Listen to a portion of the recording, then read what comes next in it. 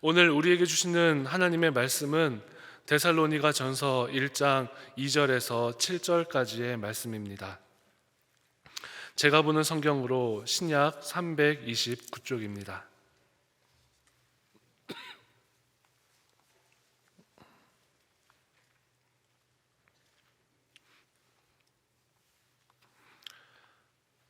하나님의 말씀을 교독하겠습니다. 우리가 너희 모두로 말미암아 항상 하나님께 감사하며 기도할 때에 너희를 기억함은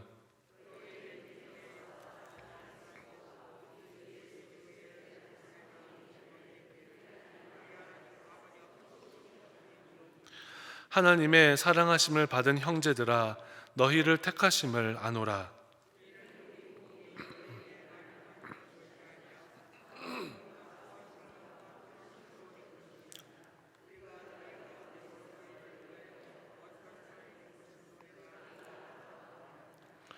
또 너희는 많은 환난 가운데서 성령의 기쁨으로 말씀을 받아 우리와 주를 본받는 자가 되었으니, 그러므로 너희가 마게도냐와 아가야에 있는 모든 믿는 자의 본이 되었느니라. 아멘. 우리의 인생길이 천국을 바라보며 걸어가는 삶, 순례의 길이 되기를 바랍니다.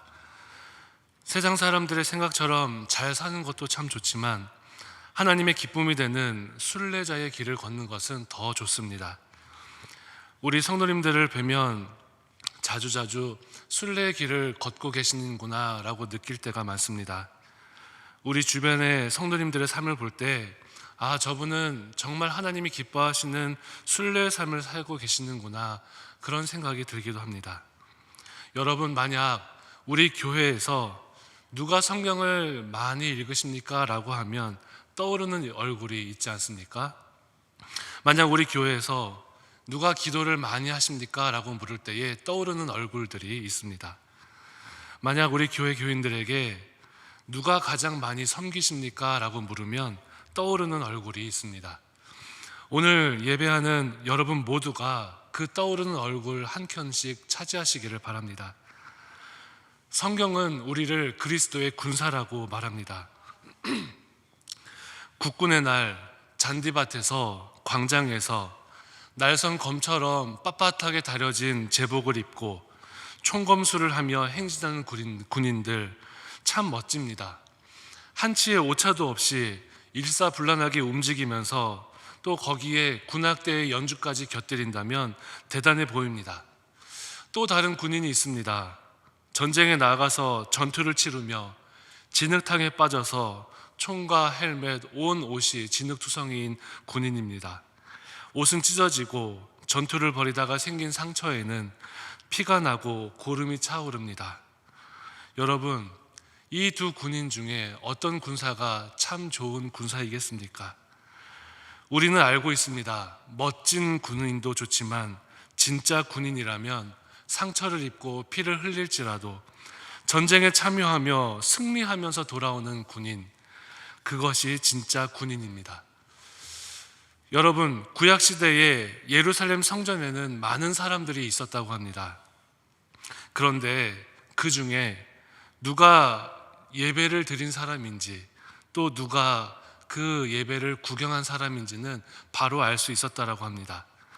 제사를 드린 사람은 들어갈 때에는 깨끗한 옷이었지만 나올 때에는 그의 옷에는 온 사방에 피가 튀어 있습니다. 피를 묻히고 있습니다.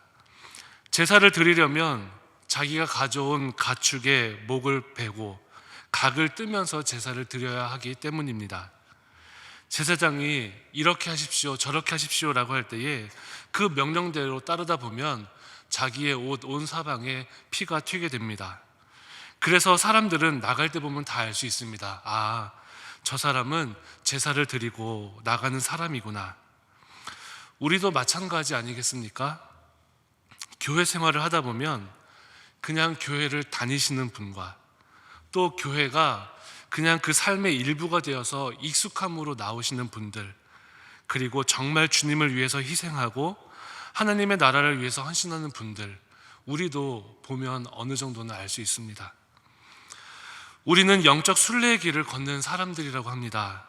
오늘 예배하는 우리 모두 참된 순례자로 살아가기를 바랍니다. 똑같이 살아가면서도 순례자의 삶을 사는 사람들의 특징이 있습니다. 가장 큰 특징은 거듭난 사람으로 살아간다는 것입니다. 여러분은 거듭나셨습니까? 거듭난 것이 무엇입니까? 거듭남이란 죄를 깨닫는 것입니다. 내가 잘못을 행하였을 때 그것이 죄로 느껴진다라면 그 사람은 거듭난 사람입니다. 내가 잘못을 행하였는데도 죄가 느껴지지 않는다면 아직 거듭나지 않은 사람입니다. 내가 하나님 앞에 온전하지 못함으로 괴롭고 하나님 앞에 회개하고 하나님이 기뻐하시는 모습으로 돌아가려는 의지가 있다면 거듭난 사람입니다. 이것이 하나님 자녀의 모습입니다. 인간은 죄성이 있기에 지금 우리 모두가 다 잘못을 저지르고 범죄할 수 있지만 거듭남의 은혜를 누리면 거듭남의 은혜로 정결해질 수 있습니다. 내 인생이 영적 순례의 삶이 되려면 우리 모두 거듭난 사람으로 살아가야 합니다. 교회에 속하였다라는 것만으로 천국이 보장된 것은 아닙니다. 오늘날 많은 신앙인들이 물로 세례를 받았지만 성령님으로 인한 세례는 받지 않은 채 종교 생활로 살아가는 이들도 많이 있습니다. 여러분, 육체의 할례도 중요하지만 마음의 할례는 더 중요합니다. 성령님은 지금도 우리에게 얼마나 교회를 다녔느냐라고 묻지 않으시고 성령님의 은혜로 거듭나서 하나님의 자녀로 살고 있는지를 물어보십니다. 그러므로 내 자신이 하나님의 자녀로 살아가고 있는지를 자문하면서 확인하면서 걸어가야 합니다. 오늘 본문은 데살로니가 교인들에게 보내는 바울의 편지입니다. 2차 전도 여행 시기에 야손이라는 성도의 집에서 시작된 교회가 데살로니가 교회입니다. 사도행전 17장을 보면 바울은 데살로니가에서 새 안식일, 그러니까 짧게 보면 15일, 길어야 3주 정도의 기간 동안 작은 신앙 공동체를 세웠습니다. 빌립보서에 보면 바울이 이렇게 말합니다. 내가 데살로니가에 있을 때에 한 번뿐 아니라 2번이나 너희가 나에게 쓸 것을 보내었다. 그러니까 빌립보 교인들이 데살로니가에 바울이 쓸 것을 2번이나 보냈다라는 거예요. 그런 걸 보면 꽤 오랜 시간 데살로니가에서 지낸 것으로 생각할 수 있지만 교회의 역할을 할 수 있는 신앙 공동체를 세우고 나서는 새 안식일을 지내었다라고 합니다. 그러던 중에 유대인들과 불량한 사람들의 핍박을 받아서 바울은 데살로니가를 피하지 않으면 안 되는 상황에 놓였습니다. 그저 회방을 놓는 것이 아니라 믿음을 지키려는 성도들의 생명을 위협하는 매우 급박하고 험난한 시간이었습니다. 그래서 바울은 어쩔 수 없이 도시를 떠나야 하는 상황에 놓였습니다. 데살로니가 교회, 새 안식일밖에 바울이 목회하지 못했던 교회, 사람으로 생각하면 갓난아이와 같은 교회입니다. 이후 바울은 사도행전에 나오는 것처럼 데살로니가를 지나서 베레와와 아덴을 거쳐서 고린도에서 복음을 전하지만 바울의 마음 가운데는 항상 데살로니가 교회가 걱정되는 거예요. 늘 걱정되었고 그들을 위해서 늘 기도하였습니다. 그래서 바울은 디모데를 데살로니가로 보내서 데살로니가 교회의 상황을 좀 살펴보거라 이렇게 말합니다. 그들의 상황을 확인하고 나서야 고린도에서 데살로니가 교회를 향해서 편지를 쓰게 되는데 그 편지가 데살로니가 전서입니다. 걱정이 참 많았는데 디모데를 통해서 들은 이야기가 갓난아기와 같이 연약한 믿음이라고 생각했던 그 데살로니가 교회가 참 건강하고 든든한 교회가 되어 있었음에 감사했습니다. 그리고 사도 바울은 그 교회에 아무리 힘들고 어려운 일이 있더라도 끝까지 믿음을 지키기를 바란다라고 편지를 쓰는 것이 데살로니가 전서입니다. 바울은 오늘 본문을 통해서 데살로니가 교인들이 거듭난 성도로 보여주는 참된 3가지의 믿음의 모습을 칭찬하고 있습니다. 이 믿음의 모습을 살펴보면서 오늘 우리에게 주시는 성령님의 음성을 듣기를 원합니다. 첫째로, 거듭난 사람들에게 믿음의 역사가 나타났습니다. 교회를 다니면서 어떤 분은 교회를 다니는 분으로 보이고 또 어떤 분은 하나님과 동행하는 분으로 보입니다. 저분은 믿음의 사람이야, 많은 분들이 인정하는 그러한 분들이 있습니다. 여러분 생각 속에도 우리 교회 신앙생활에 본이 되는 사람 하면 떠오르는 분들이 계시지요. 어떤 믿음이 좋은 믿음입니까? 데살로니가 교회는 이렇게 소개합니다. 바울은 데살로니가 교인들을 생각할 때마다 하나님께 감사했습니다. 오늘 본문 2절과 3절에 계속해서 말하기를 데살로니가 교인들을 위해서 기도할 때에 감사해, 또 기억이 돼 라고 말합니다. 모든 교회가 그렇지 않았습니다. 고린도 교회 참 좋은 교회였지만 염려가 되는 교회였습니다. 또 사대 교회 걱정되는 교회였습니다. 살았다 하는 믿음은 있지만 죽은 교회. 교회를 떠올리면 모두가 다 좋았던 것은 아닙니다. 우리도 어떤 사람들을 얼굴에 떠올리면 감사가 아니라 걱정이 될 때도 있지요. 여러분, 우리는 감사의 대상이 되겠습니까? 걱정의 대상이 되겠습니까? 바울은 데살로니가 교회에 편지를 하면서 너희를 생각하면 항상 감사해. 내가 너희를 생각할 때마다 언제나 기억나. 너희 하나님께 기도할 때마다 너희 얼굴이 다 떠올라. 이렇게 말하는 이유가 무엇이겠습니까? 데살로니가 교회가 어떻게 했길래 바울은 이런 마음을 들까요? 제일 큰 교회라서? 아니면 바울을 많이 도와준 교회라서? 바울은 이렇게 말합니다. 모든 믿는 자의 본이 되었다. 본이 되는 신앙, 여러분, 모든 믿는 자의 본이 되기 때문에 바울은 감사했습니다. 기도할 때마다 그 기쁨의 얼굴이, 성령 충만한 얼굴들이 떠올랐습니다.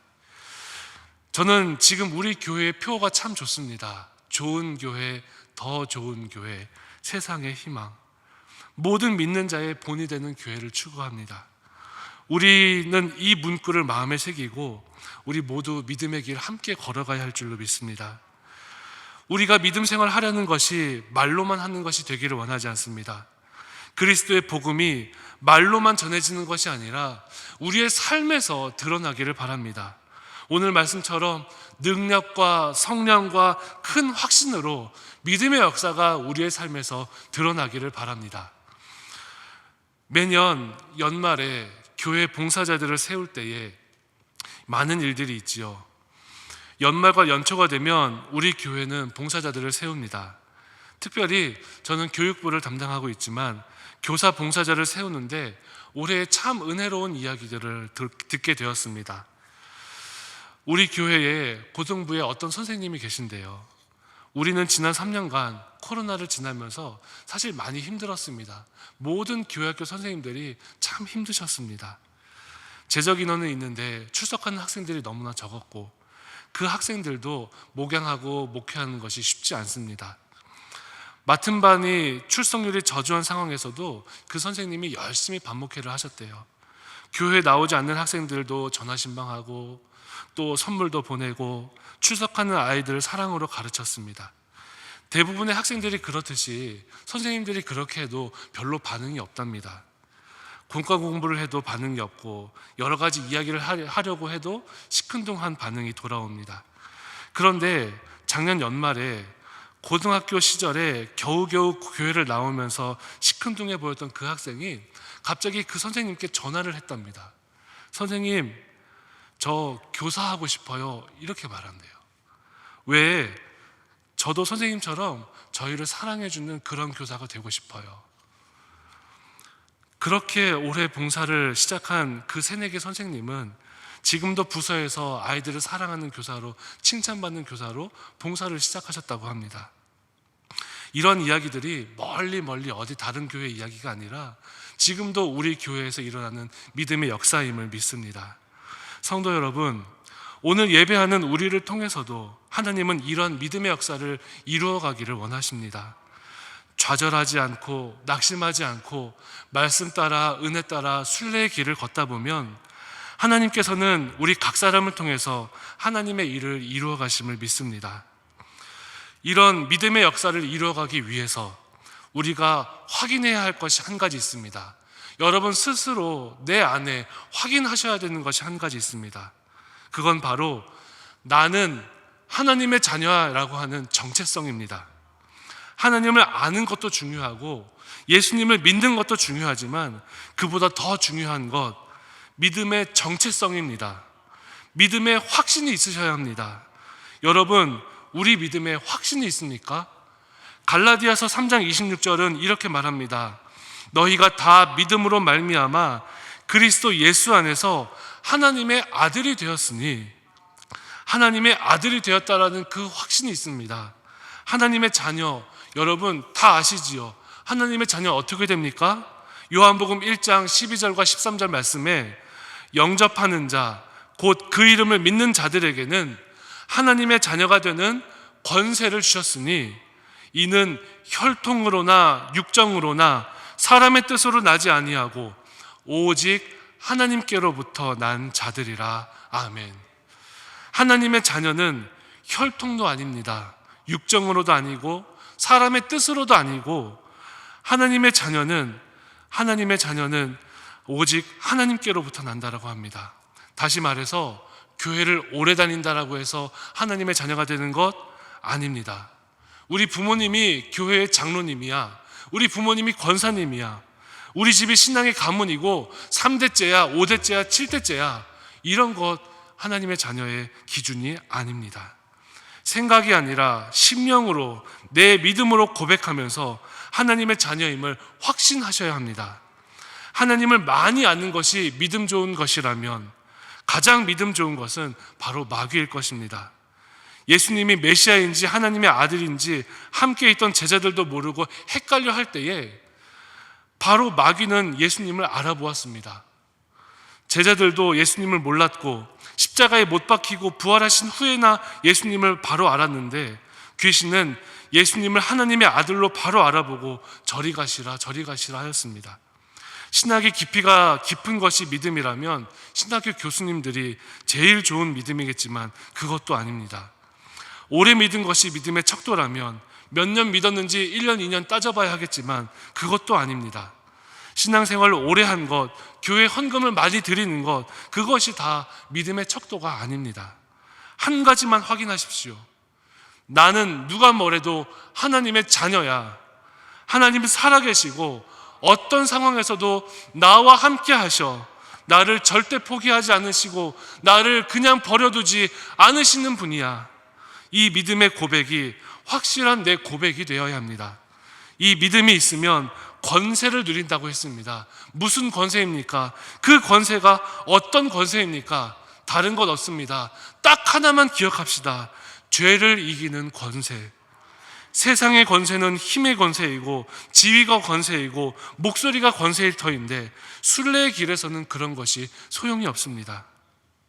죄를 민감하게 느끼고 죄를 지을 수 있지만 다시 반복하지 않으려고 하고 반복하면 심령의 애통함으로 회개할 수 있는 권세, 이 권세가 있으면 하나님의 자녀이고 더 이상 죄의 족이 될 수 없음을 믿으시기를 바랍니다. 어둠의 자식이 될 수 없습니다. 죄를 이길 수 있습니다. 사랑하는 여러분, 나는 하나님의 자녀야. 이 정체성을 가지고 믿음의 역사를 이루어 가십시오. 세상 사람들이 볼 때에 저 천안중앙교회 교인들은 힘들어도 찬송을 하네, 어려워도 포기를 하네, 죄를 짓지만 죄에 매여있질 않아, 항상 기뻐해, 항상 감사해. 아, 저게 믿음의 삶이구나.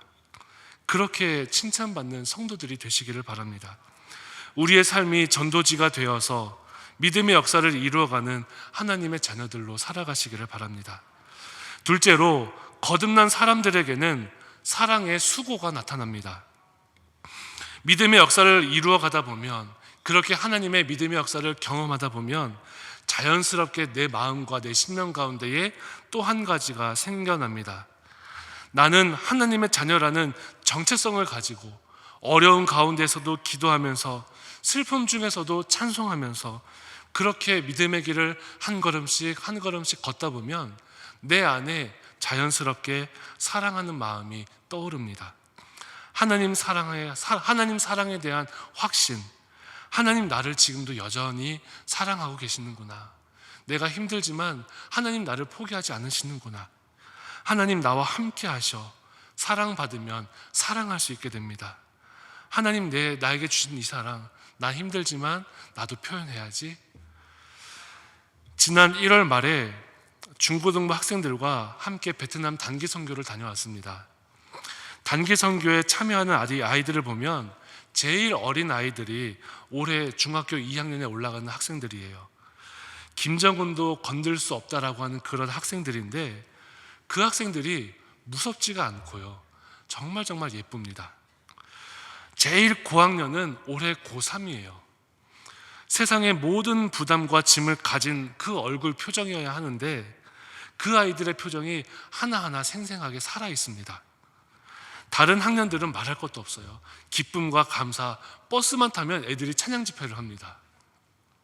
정말 이 아이들이 지금까지 하나님 사랑받는 아이들이구나, 하나님 사랑을 사모했던 아이들이구나 느낄 수 있습니다.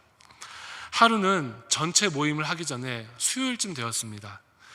컨디션이 좋지 않은 아이들이 2명, 3명 있어서 어떻게 하나 걱정됐는데, 전체 모임을 하려고 미리 모인 아이들이 이렇게 이야기를 합니다. 얘들아, 우리 아픈 친구들 위해서 기도하자. 제가 시킨 것도 아니고 전도사님이 시킨 것도 아닌데 아이들이 서로 기도하기 시작합니다. 얼마나 놀랍고 은혜로웠는지 모릅니다. 이런 아이들이 하나님께 받은 사랑만큼 사랑을 베풀면서 사역을 합니다. 그러한 은혜를 경험했습니다. 베트남에 우리 김덕규 선교사님, 또 최병관 선교사님이 함께 집짓기 사역을 하시는데 24명의 학생이 함께 사역을 했습니다. 여러분, 역사적으로 보면 베트남은 17세기에 프랑스의 카톨릭 신부들이 선교하러 온 땅이었는데, 이 땅을 보니까 너무나 탐나는 거예요. 그래서 카톨릭 신부들이 본국에 편지를 보내서 군대만 보내면 이 나라가 우리나라가 될 것 같다라고 하는 편지를 보냅니다. 그리고 나서 이 베트남은 프랑스의 식민지가 되었어요. 근대에 와서는 미국과의 전쟁으로 기독교라고 하면 베트남 사람들은 치를 떱니다. 나 예수 믿는 사람이야 라고 하면 치를 떨고, 선교사야, 목사야 라고 하면 저 사람 간첩이야, 이렇게 생각하는 나라가 베트남이에요.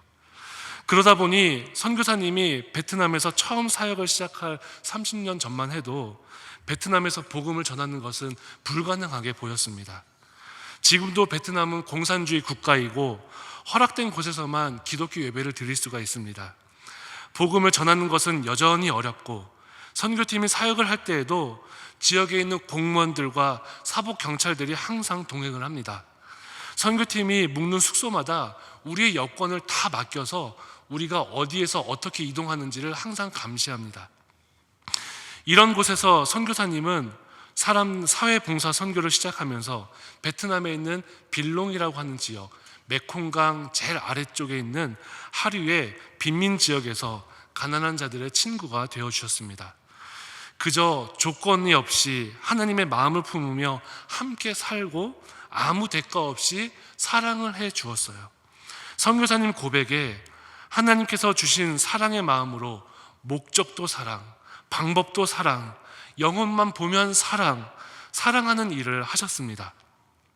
그렇게 30년 동안 그들의 친구가 되어주고 사랑해주면서 현재까지 그 습하고 눅눅한 메콩강 하류 지역의 가난한 이들에게 2,000채가 넘는 집을 지어주시는 사역을 하였습니다. 그런 선교사님은 우리 학생들에게 하나님의 사랑의 눈으로 이 베트남 사람들을 바라볼 수 있는 방법을 깨닫게 해주셨고, 하나님과의 만남, 또 사람들과의 만남을 통해서 사랑할 수 있는 방법들을 알게 해주셨습니다. 재미있었던 일이 있습니다. 그전에는 한 번도 그런 적이 없었는데, 단기 선교팀이 집짓기를 하고 헌정식을 할 때에 베트남에 있는 TV와 언론들이 찾아왔습니다. 베트남 신문과 저녁 뉴스에 우리 단기 선교팀에 소개되었습니다. 사진을 하나 보시면 저희가 막 헌정식을 할 때도 사진 찍어서 뉴스 신문에도 내주고 이렇게 하더라고요. 우리 아이들이 국제적인 아이들이 되었습니다. 이런 사랑의 수고로 선교사님과 선교팀이 지역민을 위해서 이제는 주의 이름으로 축복하고 또 찬양하고 가난한 이들을 끌어안고 기도해 주어도 지역에 있는 공무원들이나 사법 경찰들은 우리의 사역을 웃으면서 다 허락해 줍니다. 다 인정을 해 줍니다. 지난 30년간 주의 이름으로 사랑하고 수고한 열매들이 막 일어나고 꼭 예수 믿어야 한다라고 해도 누구도 흘겨보지 않습니다. 중요한 것은 우리가 물질을 얼마나 많이 나누는지가 아니라 그 나누는 물질에 우리가 얼마나 많은 우리의 사랑을 담느냐입니다. 그런 사랑의 수고가 계속되면서 이제 적어도 그 땅에서는 선교사님은 하나님을 소개해도 전혀 사람들이 거부감이 없고 그 지역의 모든 사람들이 또 지도자들이 한국 교회에 감사합니다, 천안중앙교회에 감사합니다, 이렇게 소개하고 하는 마음이 됩니다. 아까 보셨던 그 신문의 기사에도 천안중앙교회가 이렇게 헌신했습니다, 그렇게 기록되어 있더라고요. 요한일서 5장 3절에 하나님을 사랑하는 것은 이것이니 우리가 그의 계명을 지키는 것이라 그의 계명들은 무거운 것이 아니로다 라고 말합니다. 하나님을 사랑하는 것은 그 계명을 지키는 것인데 그 계명이 무엇입니까? 하나님 사랑, 이웃 사랑이에요. 이것은 절대로 무거운 것이 아닙니다. 성도 여러분, 여러분 모두 우리 천안중앙교회에서 가장 많이 사랑할 수 있는 분들 되기를 바랍니다. 하나님의 사랑은 조건이 없습니다. 이유도 없습니다. 무조건적인 사랑입니다. 여러분이 누군가의 부족함과 아픔을 보았다면 그 아픔을 채워주며 하나님의 사랑을 보여주십시오. 기브 앤 테이크가 아닙니다. 무조건적인 사랑, 아가페의 사랑으로 사랑하는 우리 성도님들 되시기를 바랍니다. 셋째로, 거듭난 사람들에게는 소망의 인내가 나타납니다. 바울은 데살로니가 교인들이 믿는 자의 본이 된다라고 말하면서 그들을 칭찬할 때에 소망의 인내를 이야기합니다. 아, 저분이 소망을 가진 분이구나 느껴지는 분들이 계십니다. 믿음이 내 속에서 머물러 있는 것이 아니라 소망으로 나타납니다. 목회자로서 교회 많은 분들을 만나지 않습니까? 정말 존경스러운 분들이 많은데 특별히 문제를 만나서 기도하시는 분들, 그리고 나의 문제와 다른 사람의 문제를 놓고 기도하시는 분들을 보게 됩니다. 저도 마찬가지로 성도님들과 대화를 하다가 이렇게 이야기할 때가 있습니다. 저를 위해서도 기도해 주십시오.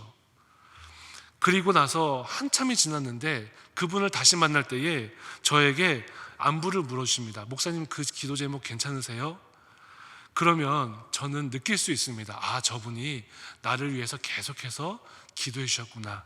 얼마나 감사한지 모릅니다.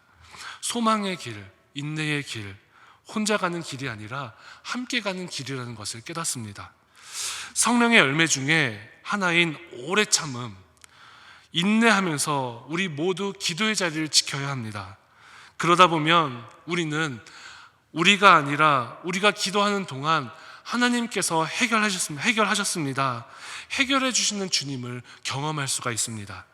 여러분, 내 힘으로는 해결할 수 없는 문제인데 하나님께서 해결해 주셨던 경험들 다 하지 않으십니까? 그렇게 믿음의 길을 한 걸음씩 한 걸음씩 걷다 보면 우리에게 무언가 하나 더 생기는데 그것이 바로 예수 그리스도에 대한 소망입니다.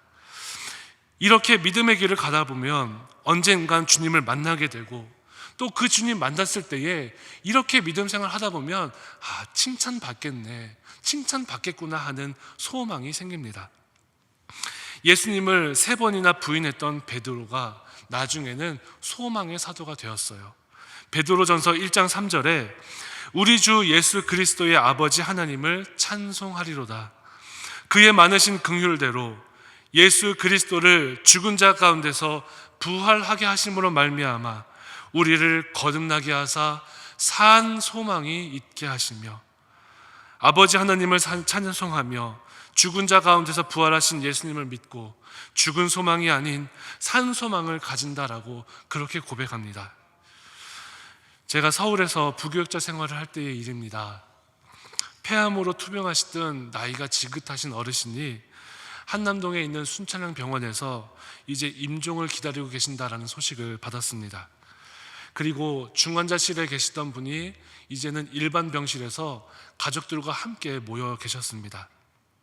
모두가 다 이제 함께할 시간이 얼마 남지 않았구나라는 것을 알 수 있었습니다. 2시간 남짓 그 자리를 지키면서 기도하면서 찬송하면서 있는데, 그때에 그분이 그 약한 숨을 이어가시면서 하시는 말씀이 나중에 만나자, 나중에 만나자, 나 먼저 갈 테니 나중에 만나자, 나중에 만나자 하시는 거예요. 소망입니다. 산 소망. 지금은 아니지만, 멀리 있을 일이지만 반드시 이루어지는 소망, 산 소망입니다. 꽃은 피고 시간이 흐르면 꽃잎은 떨어집니다. 꽃잎이 떨어지고 꽃은 시들지만 열매가 있다는 것에 우리의 소망이 있습니다. 큰 환난 가운데에 주님이 오시기만을 기다리면서, 그래, 주님이 반드시 오실 거야, 주님은 꼭 오실 거야, 서로 이렇게 위로하며 소망 가운데 인내했던 교회가 데살로니가 교회였습니다. 우리의 삶도 하루하루를 보면 답답하고 해결함이 없는 것 같은 인생이지만, 주님이 해결해 주심을 기다리면서 서로 위로하고 서로 소망을 붙들 때에 다 지나고 보면 하나님의 은혜였고 하나님의 인도하심이었음을 깨닫게 됩니다. 여러분, 로마서 8장 18절은 이렇게 이야기합니다. 생각하건대 현재의 고난은 장차 우리에게 나타날 영광과 비교할 수 없도다. 여기에서 생각하건대라는 말은 헬라어로 로기조마이라는 말입니다. 로기조마이라는 이 말은 로고스에서 비롯된 파생된 말이에요. 그래서 생각하건대라고 할 때에 그 의미는 바로 예수님의 삶을 생각해 보건대입니다.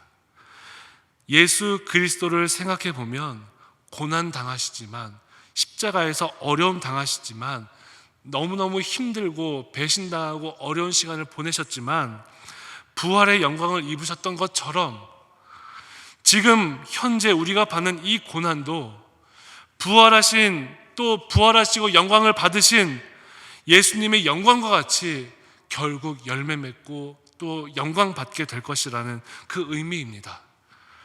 예수 그리스도, 우리의 산 소망 되시는 주님만을 바라봅시다. 성도 여러분, 우리는 산 소망을 가지고 살아가는 성도들입니다.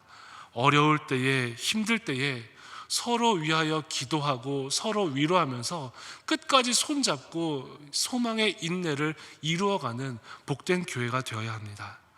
말씀의 결론을 맺겠습니다. 이 땅을 살아가며 항상 예수님의 감사가 되고 예수님께 기억되는 성도들이 되시기를 바랍니다. 우리 모두 언젠가 다 하나님의 나라에 가게 될 것입니다. 그때 데살로니가 교회와 같이 믿음으로 인정받고 사랑으로 인정받고 소망으로 인정받는 그러한 성도님들 되시기를 바랍니다. 한국 교회, 많은 교회들 중에 어느 교회야? 라고 할 때에 바로 우리 교회라고 말해야 됩니다. 우리 교회 많은 성도님 중에 누가 본이 되느냐라고 물으시면 바로 여러분들이 본이 된다라고 말씀해야 합니다. 이러한 모습으로 승리하는 천안중앙교회 모든 성도님들 되시기를 바랍니다. 기도하겠습니다. 고마우신 하나님, 오늘 주신 말씀으로 믿음의 역사와 사랑의 수고와 소망의 인내를 돌아보게 하시니 감사를 드립니다. 우리 천안중앙교회도 데살로니가 교회와 같이 하나님 앞에 기억되게 하여 주시고 하나님이 기뻐하시는 교회를 세워가도록 우리 모두를 인도하여 주옵소서. 예수님의 이름으로 기도드리옵나이다. 아멘.